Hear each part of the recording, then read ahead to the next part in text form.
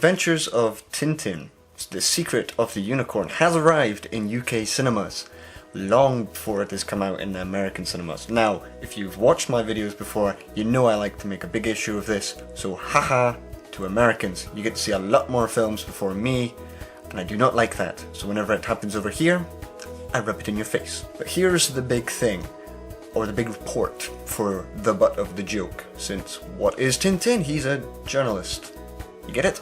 Big thing to say about it is you shouldn't be getting any more excited than at an average blockbuster, because Tintin really isn't that great. So we have Tintin, it's directed by Steven Spielberg. We're getting quite excited just for that reason.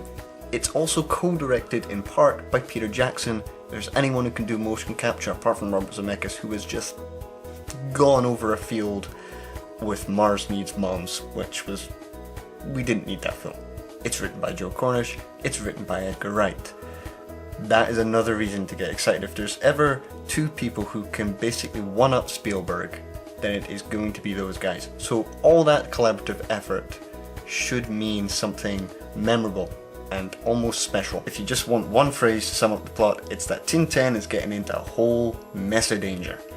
Through boats, messages, Daniel Craig in really creepy CGI, going after Tintin, then meeting Archibald Haddock, then finding out that there's actually another reason why Daniel Craig's character, who's the villain, actually wants Tintin and Archibald Haddock other than what is the secret of the unicorn. The thing about Tintin is that because it's done by all this talent, you expect more.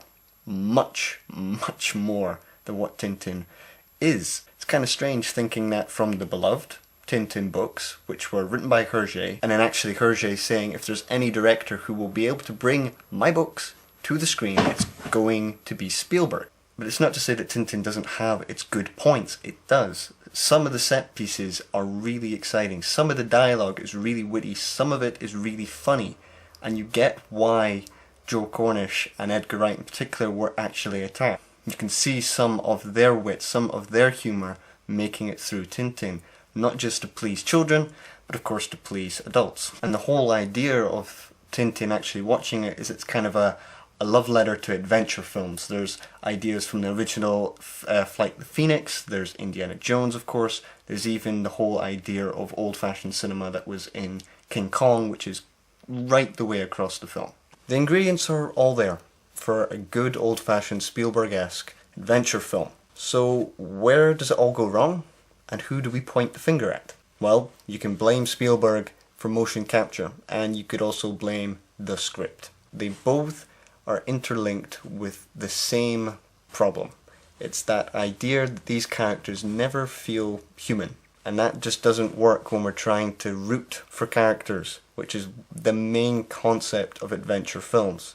Even though this is set in a completely different world than reality. This is complete fantasy. But we can never care for the characters because, as The Guardian kind of puts it pretty perfectly, these characters feel dead behind their eyes. And then you've got the script, which just adds to that problem of the character not feeling at all humane.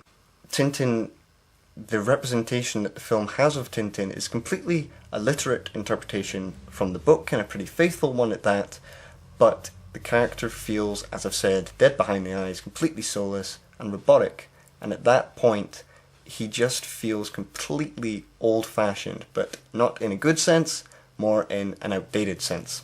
I need to work out, Snowy, what everyone wants with this boat.